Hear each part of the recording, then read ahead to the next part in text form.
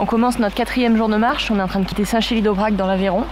Et aujourd'hui, un peu plus dur que les autres jours, on commence par 2h30 de marche en montée du coup. Vas-y, passe.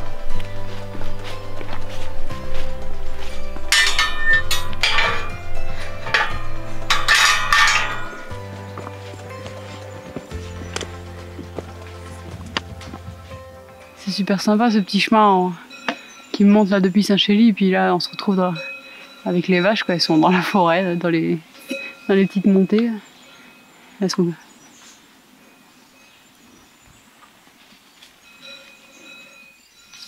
C'est sacrément musclé, hein. Ouais.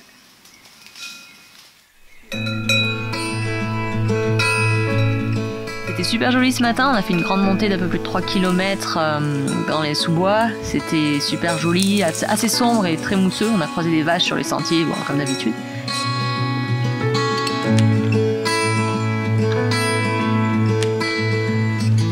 Take a look at where you've been and how you've come so far. No matter where you find yourself, hier on était tout là-haut, là-bas, là où il y avait un petit pic volcanique là.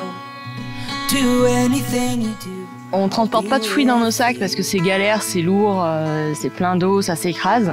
Par contre, on est super chanceuse parce qu'il y a des mûres sur le sentier, on est en pleine saison des mûres et ça nous apporte plein de vitamines qu'on n'achète pas et en plus elles sont super bonnes.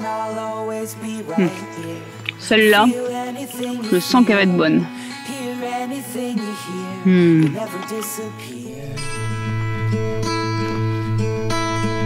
When it feels like you're walking back, when you're out of luck and off the path, broken and far from home, just remember that.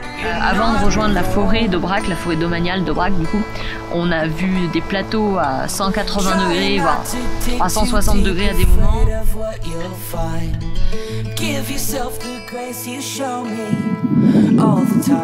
Il y a monsieur le taureau qui se balade tranquillement sur notre sentier, qui va voir ses copines les vaches. Et nous, il va falloir qu'on passe à côté tranquillement. Pas évident là, le taureau il a pas trop envie de nous laisser passer en fait. On va le laisser faire son truc tranquillou. Surtout qu'il y a toutes les vaches à côté, donc il fait le beau là, tranquille. Il broute, mais bon, va falloir qu'on passe, hein, mon gars. On a une journée à marcher aujourd'hui. Du coup, on a dépassé un jeune taureau qui était sur le sentier. Comme il voulait pas nous laisser passer sur le sentier, on s'est faufilé sous les barbelés pour passer dans le champ des chevaux parce que honnêtement, j'ai moins peur des chevaux et j'ai beaucoup plus l'habitude. Donc en fait, on est passé sous les chevaux, ils sont venus à notre rencontre du coup. Et là, on ressort ici. Et le taureau, il doit être à 20 mètres maintenant, donc ça devrait être mieux. Donc je vais me... Ça passe large. Ça passe. C'est bon. Tu me diras aussi. J'ai déjà tué mes cheveux. Plus bas, non? C'est bon, c'est bon. C'est bon, allez, c'est bon, c'est nickel. Attention au pantalon, attention au pantalon. Yes! Voilà.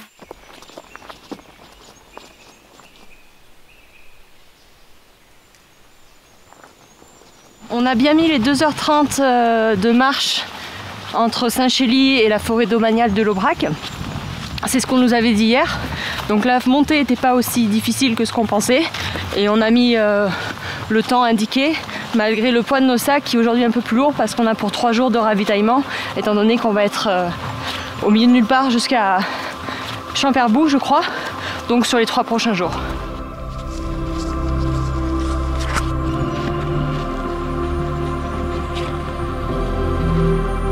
Bonjour. Bonjour. Bonjour.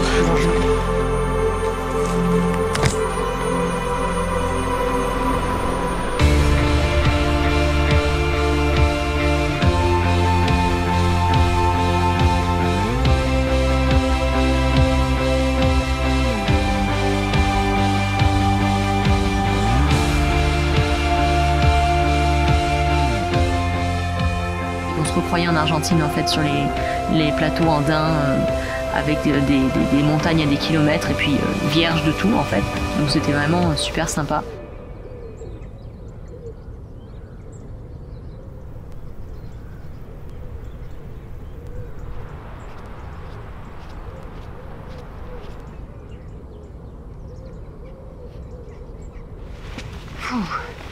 Trop de qui n'en finit pas quoi. On est au milieu des plateaux, il fait chaud. On est pile au pic, là il est 14h. Un plein cagnard et on voit pas le bout de cette route. Il y a une forêt au bout qui nous nargue là, on a envie d'un peu d'ombre mais on n'y est pas.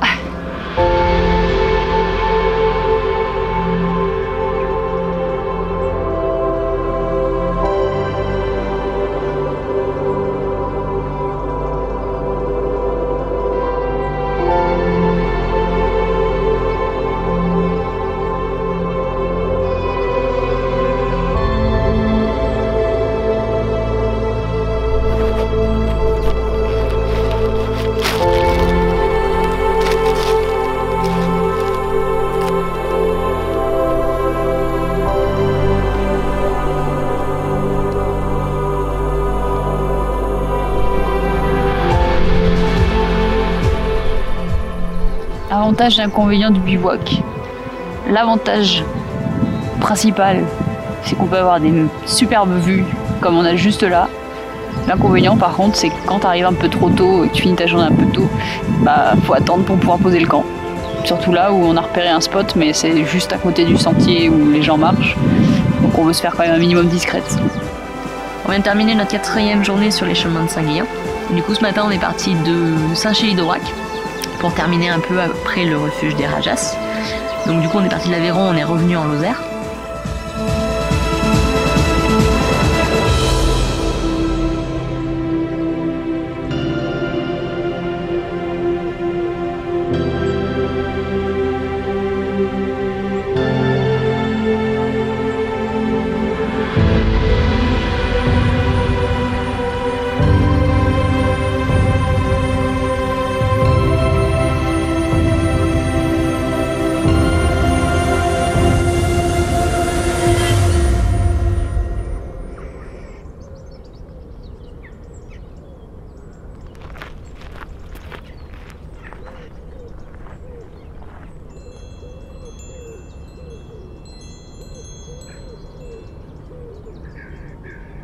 Ce matin on a quitté les plateaux d'Aubrac du coup assez tôt avec le lever du soleil et on a traversé une longue forêt et là on commence à apercevoir vraiment des paysages mais complètement différents, beaucoup plus verdoyants, alors très vallonnés aussi et ça a l'air magnifique et on va traverser tout ça apparemment. On est toujours en Lozère, on va y être encore pendant quelques jours et on va passer à peu près entre les deux parcs naturels régionaux, le parc naturel régional des Grands Cosses qui sera plus à droite et le parc naturel régional des Cévennes. Et on change effectivement de paysage, c'est beaucoup plus résineux, ce sont des grandes forêts et ça va être super sympa.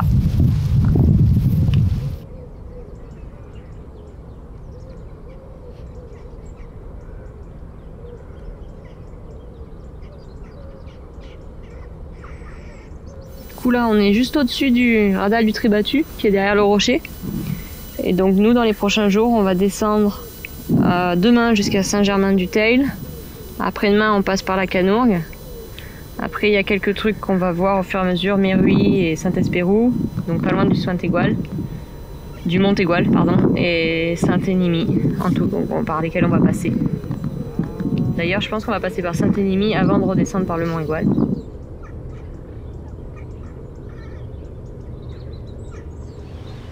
Ce midi, on se fait un petit plaisir, on s'est arrêté dans une auberge là, avant de finir notre étape, pour se manger un petit aligot. Spécialité de la région, on se régale.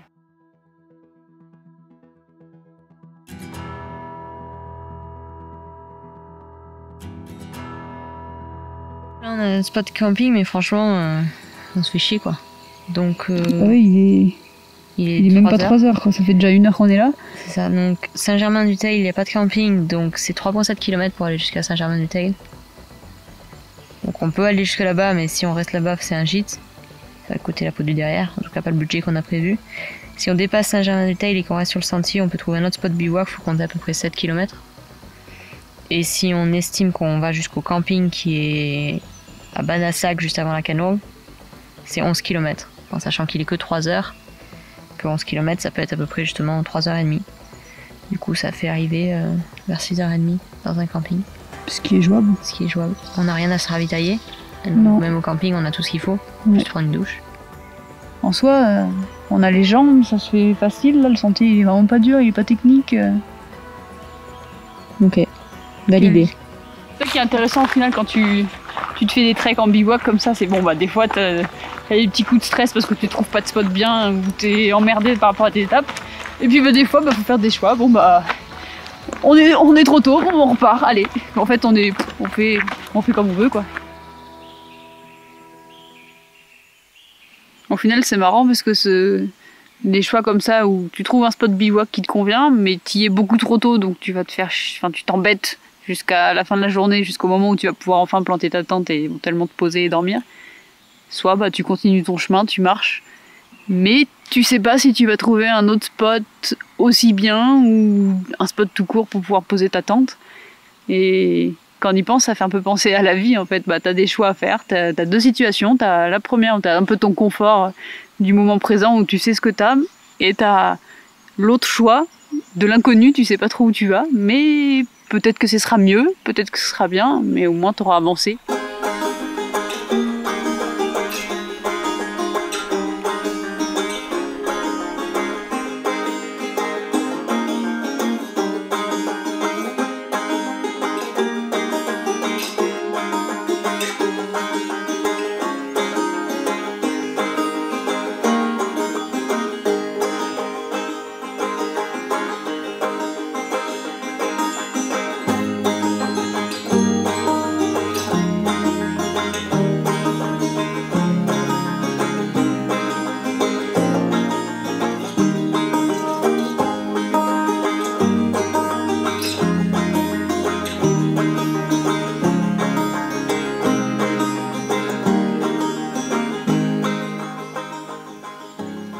On a quitté la Canourgue il y a 2-3 heures et on avait trouvé un spot super sympa pour mettre le bivouac, et puis quelques minutes après on a commencé à entendre des cris genre ouh ouh ouh.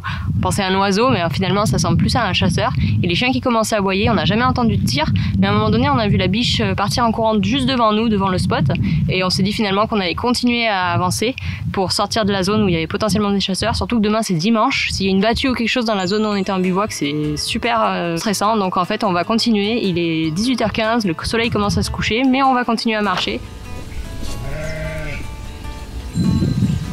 Elles sont en rang par 3. C'est génial. On a marché encore 2 km du coup depuis qu'on est parti de notre spot de bivouac où on pensait qu'il allait y avoir des chasseurs. Entre temps on a croisé un hameau d'agriculteurs et 2 agriculteurs, et on leur a demandé quand commençait la chasse. Du coup la chasse commence demain matin, dimanche, et donc on a bien fait de partir parce que je pense qu'ils étaient en fait en train de faire du reparage, de lâcher les chiens une première fois, et que demain ça aurait forcément pété pas loin de nous. Du coup on a trouvé un nouveau spot et on va voir. Bon, c'est vraiment sur le bord de la route, moi j'aime pas forcément ça, mais au final qu'est-ce qui est mieux, être caché et tiré dessus ou vu et éventuellement épargné. On va se lever tôt demain matin et on verra. Bah voilà, on va poser notre tente quelque part par là, ça a l'air pas trop mal. Bon bah c'est sûr qu'il y en a un croisement de route. Bon, c'est des petites pistes, hein, et puis bah, c'est des agriculteurs qui sont là, et c'est des champs, donc on devrait pas être trop embêtés, mais c'est toujours mieux que les chasseurs.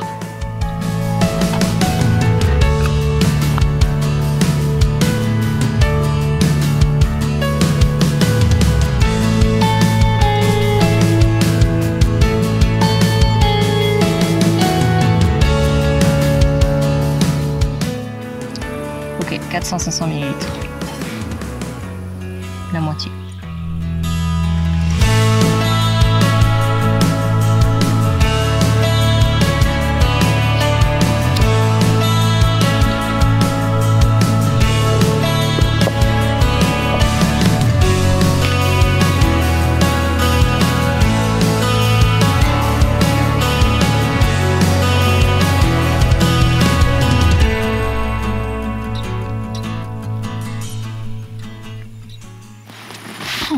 Ça a l'air bon ça. Ouais, bon, on va se régaler avec ça. Ouais bah heureusement, parce que là c'est un peu la loose, ça m'a un peu saoulé. Tu me donnes. faire débusquer par de potentiels chasseurs. Bon, enfin, potentiel ce soir, mais bon, demain matin... Ouais, à mon avis, demain matin, ils vont y être, les chasseurs. Les relous. Vu où on était... Putain, mais c'est tellement frustrant de retrouver un spot qui était nickel. On allait avoir un beau coucher de soleil là devant nous. Et non. Au lieu de ça, on va dormir à côté d'une piste. Ouais, c'est chiant. C'est bien, on alterne galère et endroit où on est serein, on va dire. Même si c'est pas les... Bah, au final, on a galéré avec l'enclos des vaches, là. Oui. Le lendemain, on est au camping. Heureusement. Ce soir, bon, bah... Ce soir... à la Belle Étoile. Je dormais avec le duvet directement et le matelas. Après, sans rien.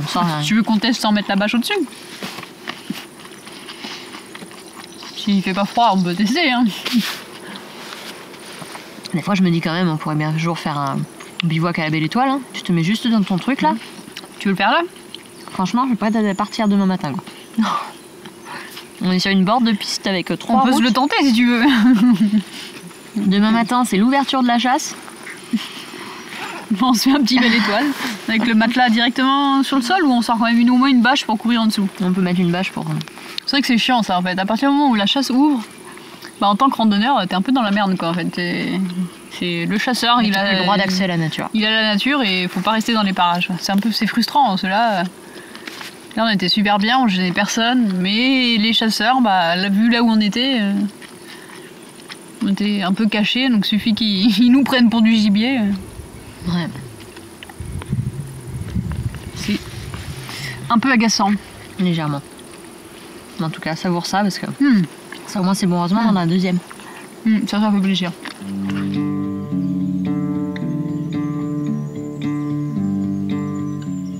On va sortir juste une toile de tente qu'on va mettre au sol et on va dormir à la Belle Étoile.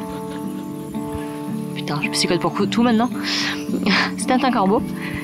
Du coup, on va dormir à la Belle Étoile, juste dans nos duvets, les matelas de sol, et puis comme ça, demain matin, on peut remballer super tôt et partir, continuer notre sentier. On n'a que 13 km pour l'étape de demain, du coup, ce sera un peu mieux. Right beside me, and the sun shines through the window, watching you glow. Right beside me.